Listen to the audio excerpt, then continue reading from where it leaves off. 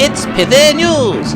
This week, Theresa May in 47 seconds. Human weather vane Theresa May was born in England and has been working towards her country's independence ever since. An accomplished gunner, she left showbiz for politics so she could mix with ordinary people.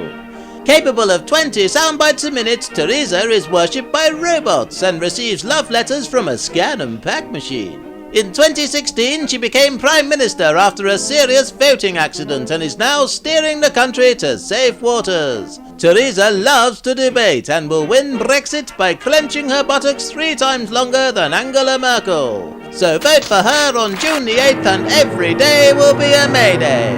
Mayday! Mayday!